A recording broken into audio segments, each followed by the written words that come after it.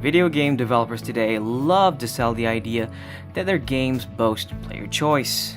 What you do affects the game's universe.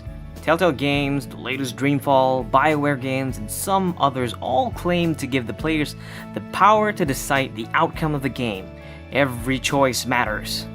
Well, most of the time, not every choice can matter in these games, which is always met with cries of disappointment by players who thought that all that investment of time should have amounted to meaningful outcomes. Remember Mass Effect 3?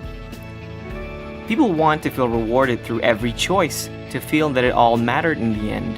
The last I played a game that can claim to have this was Alpha Protocol, which had so many ways to end its story, all because of different choices that different players make.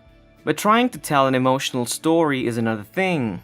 Take PS3's Heavy Rain, for example. Sure, there is a bevy of ways in how you can approach the story, with possibility of characters even dying along the way, but in the end, it didn't really leave a lasting impact. The narrative is not as effective because conventions and storytelling is not existent here. The story is not unraveled to you through subtle foreshadowing and symbolism. The authors cannot tell a heart-wrenching story because they have no control on assigning tragic outcomes to likable characters or happy endings to long-suffering characters. It feels more like a personal experience where you decide the fate of your characters, but the emotional payoff is not there. Which is why Telltale games are quite popular. They provide choices that change the course of the story to a certain extent, but still control the bigger outcomes of bigger decisions in order to make sure there is an emotional impact. Whenever there is a branching path, they make sure that both decisions lead to a strong development in the story, even if in the end they end up in a similar path. The same can be said for Life is Strange. It gives you a lot of choices at first, but suddenly reduces the story into a binary outcome. And chances are you might not like what you choose in the end. But the overall experience is wonderful. The creators behind this game care for its characters, which are nuanced and very well designed even if they predictably fit into stereotypes in teen dramas. You get the trendy bitch, the nerd, the jock, the punk chick. Yeah. Checks out. Everyone's here. The story is about Max Caulfield, who discovers that she has time-traveling powers, and she uses them to change the fate of the characters in the story, while discovering that the consequences of modifying all these events are immense. Max is a jittery, awkward teenager who says really dumb stuff at times, but you can't help but like her nerdy delivery. Her comments on the subjects that she inspects are well thought out, and are mostly witty and funny. Some poor hipster lost their vape. She's a good kid, but is prone to some degree of teenage angst at times, and that's perfectly fine. Flawed characters are the best, and this quality extends to other characters as well, including Chloe, a misunderstood friend of Max, and also responsible for the most emotional moments in the game.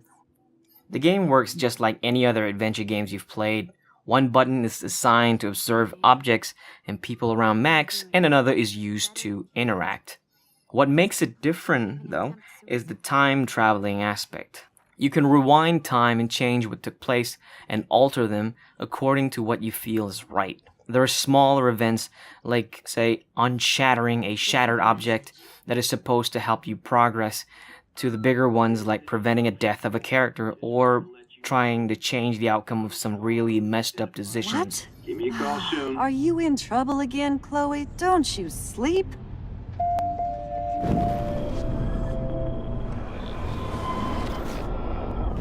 Around the time of the...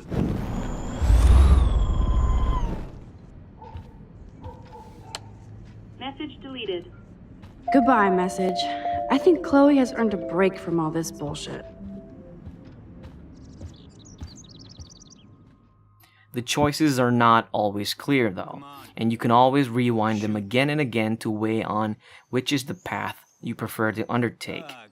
To a certain extent, the choices really matter, as in later episodes, some choices you made will hurt or benefit characters. I love the fact that the story takes its time to show the consequences of your actions, your choices. It makes some of the moments pleasantly unexpected as they come out of nowhere, but you do realize that you had a hand in it, and it makes you feel more anxious as you advance the story.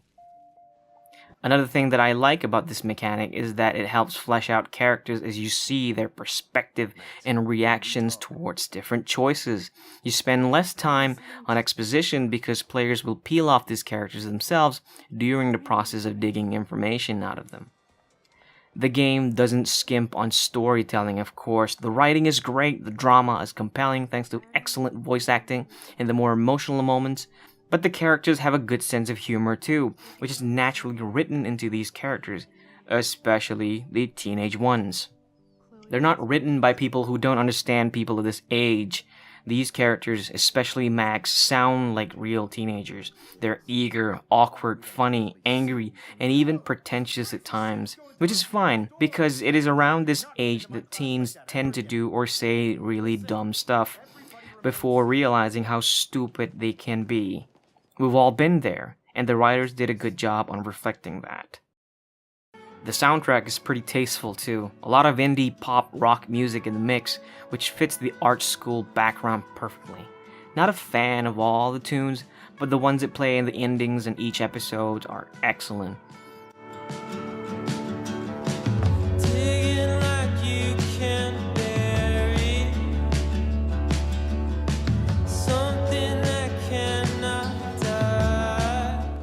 It's not all perfect though. I think the presentation could definitely use some work. Don't get me wrong, I love how the devs incorporate this art direction that looks like all of the characters and the environment are hand painted. Gives that glowing look that adds to the almost dreamy motif of time traveling. There are great uses of cinematic camera angles and lighting effects as well. However, story-driven games spend a lot of time showing interaction between characters, and while character models look generally nice, and the motion capture is good enough, lip synchronization is somewhat awful. Characters barely move their lips to project their emotion while delivering their lines. Facial expressions are there, but very minimal, and sometimes miss the mark when conveying the more extreme feelings. You blame William? Really? Yes, I do. Damn right. He chose to go out that door and leave me forever. Chloe, your dad didn't choose to leave you. I know that, Max. My mom actually blames herself. Just because she wanted a ride home from work. Sometimes... Some might feel that the final chapter is disappointing because it never answered a lot of questions. I thought it was okay. The mystery of not knowing is fine, though I'd like to find out what happened to some of the characters that you care for. The antagonist is not written well into the finale, but I thought it was wrapped up alright. In the end, this is one of those games that I recommend wholeheartedly because what happens before the end is a fantastic journey of friendship and self-discovery. It's not as open-ended as you might want it to be, but the little choices that are given to you are emotionally devastating.